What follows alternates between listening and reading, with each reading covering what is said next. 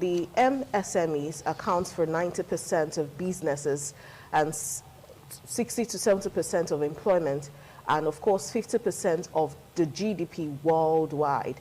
As the backbone of societies everywhere, they contribute to local and national economies and to sustaining livelihoods, in particular among the working poor, women, youths, and groups in vulnerable situation.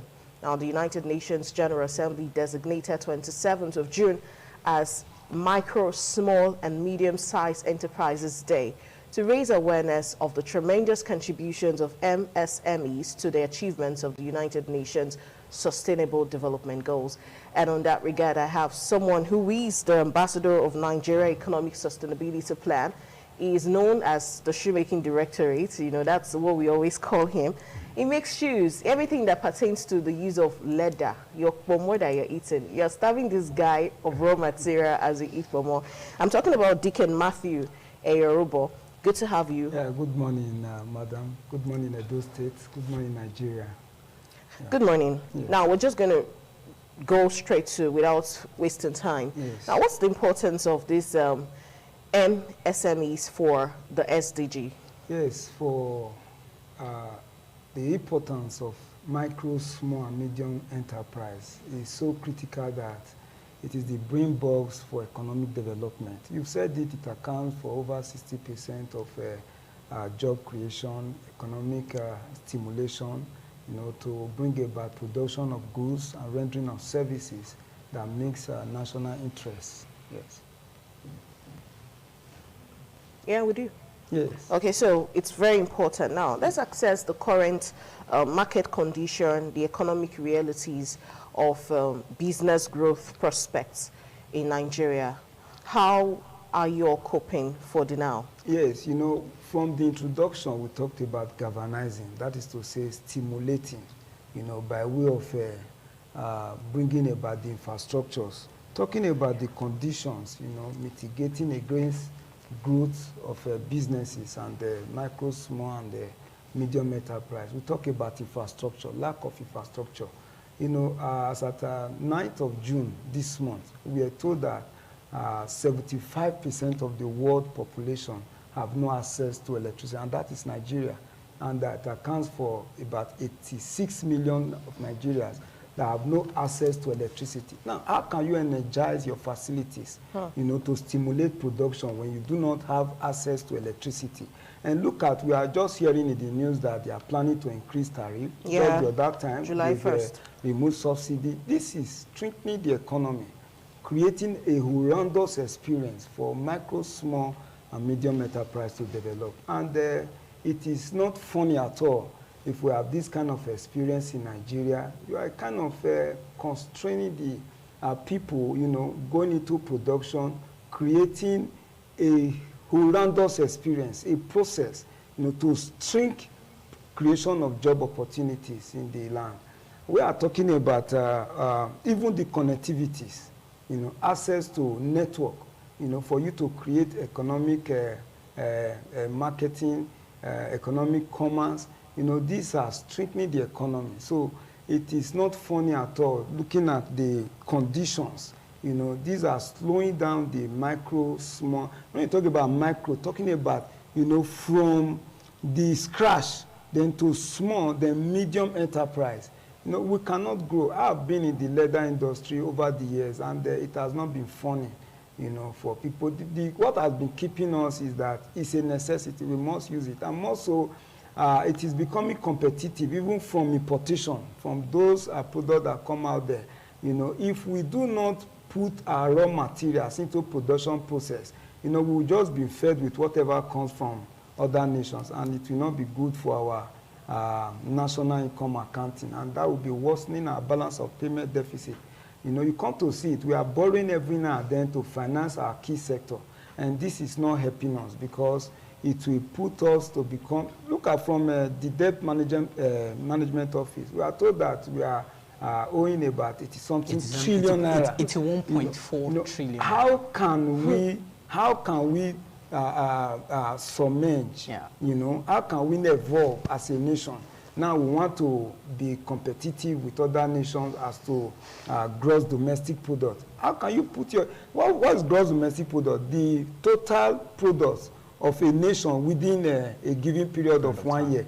If you are not able to produce what you use and consume what you use, you are dependent on importation. That will be creating a lot of balance of payment deficit, and that will not help us. All right. Now, you just talked about one of the problems, which is the electricity problem, because I was actually going there. But the question I want to ask now is kind of related. With this deficit, like with this issue of electricity, is the SME, like is the market, is the environment convenient for you guys to work? Look at many of the tools we use. They are to be powered, you know, electrically. And if you do not have the source, I appreciate the governor. I call him the technical juggernaut. He's able to, you know, build the state power plant, you know, to kind of create substitute to what we are getting. And he has gone all the way to even install poles and all of that. But what we are saying is that how is it that the individual, corporate bodies that are just coming up, springing up, have been able to access this power we are talking about? And without this energizing our facility, you cannot mass produce. You cannot automate the process, you know, for you to produce, to satisfy the local market, then talk about foreign earnings when you sell abroad.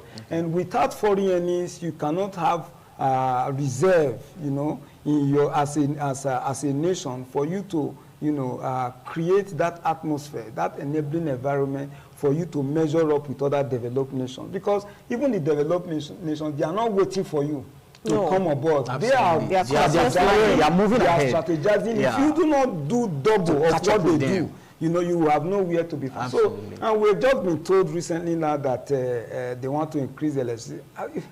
Increasing electricity tariff and all of the processes involved, you know, in you building your capacity to be able to set up a micro, small, and medium enterprise. How is it accessible to the, we will take to the next step that talk about access to fund and all of that. Yeah, which is what I was even going to, because, you know, just I think May 24th last year, we were told that the central bank has increased the interest rate from 18% to 18.5%. And that is raising the common basic point, you know, in the interest rate for you to access fund, raising it to 700 basic point. If you are not able to overcome 1, 2, 3, up to 10, 100, 500, 600, and now 7 points, a horrendous process that you must mitigate as a micro, small, and medium enterprise practitioner, how can you evolve? That is why you see a lot of people, by the time you create an enabling environment for yourself, you just move out of the country because the environment is not encouraging. You know, so government should do the needful. They should look at it critically to create an enabling environment to, first of all, provide electricity, provide infrastructure, access to raw materials, and distribution when you produce, to be able to take it to the producer. Because without the consumer, without those that are consuming your product, without them, you cannot produce. You produce for those that need your product. So those are the indices we are looking at. Okay, you were talking about, on the federal level, you talked about the CBN, but let's bring it down to the state. In the current economic realities of Nigeria now, we're just starting to deal with the fuel subsidy removal, and now by July 1st, we're going to start dealing with a higher hike, and that hike we are suspecting is going to be almost twice of whatever it is you've been paying before, because 40% or 41% or so. Okay, so that's what they say. Yeah, that's what they say. Maybe for those who are going to have to buy the units. Now for those who are getting estimated bills, billing, that's another thing. The Lord is going to help them. True. So now what does the state use in supporting these MSMEs? You've been in Edo State for a while now. I know you also collaborate with the government in trainings of some of these youths. So are there supports for the now because of these? Because we've all been asking for palliatives because of subsidy removal. Are there supports? Have you all been given anything? And before now, what ways have governments tried to make it easier, especially as regards finance? For the now, what the government have succeeded to do is to consider the civil servant, you know, by way of reducing their day of work, and try to make it easy for them to work from. But for the private sector, so far there has not been nothing, something done to that effect. But before now, I give it to the government for human capital development. You know, I collaborated with a SOPADEC last time to train a set of youth, both the physically challenged and all of that, and it's set to empowering them.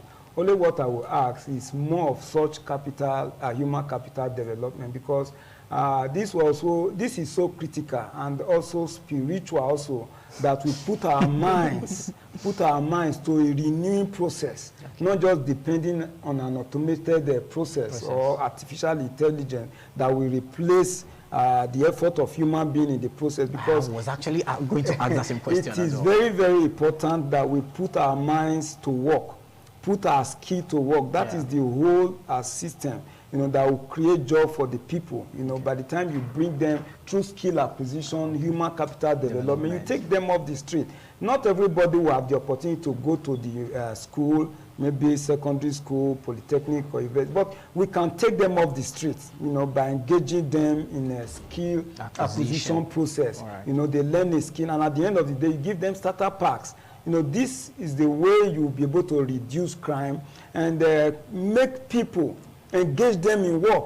Because without even those civil servants, they also need this process as well, you know, to engage them in a skill acquisition. Because without that, how much will the salary be able to take you in a month? If I need the first 1 week, you see that all you get in a month is gone. And without other stream of income coming in, you will not be able to survive, you know, the harsh experience, the horrendous experience we are seeing in the now, rising from the subsidy removal, the prospective increase in electricity tariff, and even the exchange rate, for you to be able to get look at many of the raw materials we use, they are not refined yet, but they are sourced from Africa, sourced from Nigeria, but taken abroad, refined and sold back to at a higher price before you put them into work. So government should look at those infrastructural drive to be able to enable us refine our raw materials. Like you talked about more in the introduction. If you do not refine this raw material into a semi-finished product of we getting the raw material, put into production of shoes, leather, belt, and bag, you will not have, and by the time they refine it and sell back to you, you know, from other countries, you'll be buying at a higher price. Then when you produce, the price will not be far higher than when you go to the market to buy those foreign products. But the good thing about it is that those ones you get to buy in the market, you know, the adhesives and all the components, they are like chemotherapy drugs. They expire with time. So you'll be surprised when you get the foreign product, you know, in the first week or second week of use, the thing will you know, disintegrate and have issues. That is why, compared to the made in Nigeria, compared to the ones that are made here, even in electricity, we are told now that Nigeria cables, they are one of the best in the world.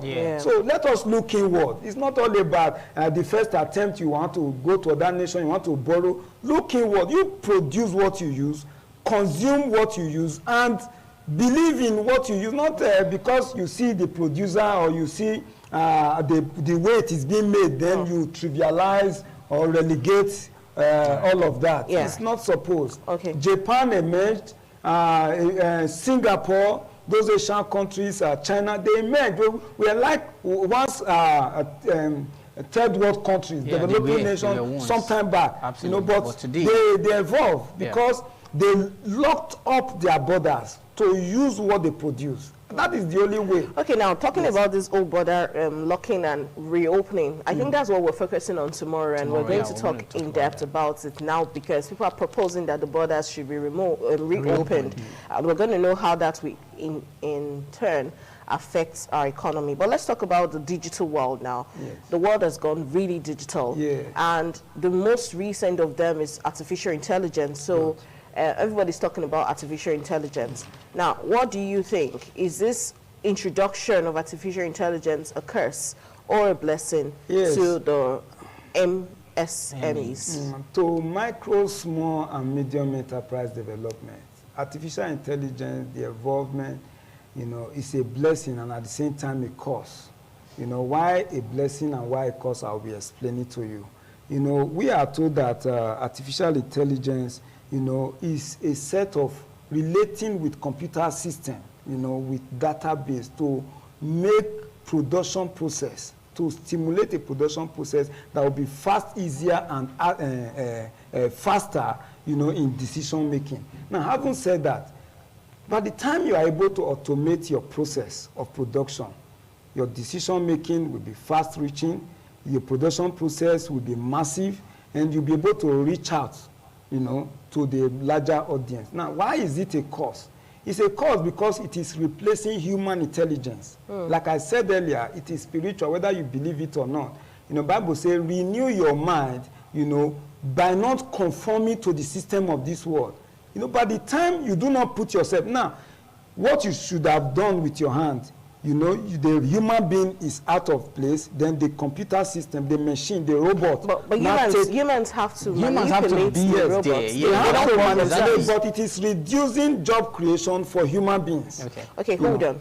Yes. Hold on that thought. You're going to continue because now the projections are saying maybe close to about 2 million jobs will be lost because of artificial intelligence. But at the same time, almost double the amount of jobs that will be lost will be created. So don't you think humans should channel their quest for knowledge to fit into the current time?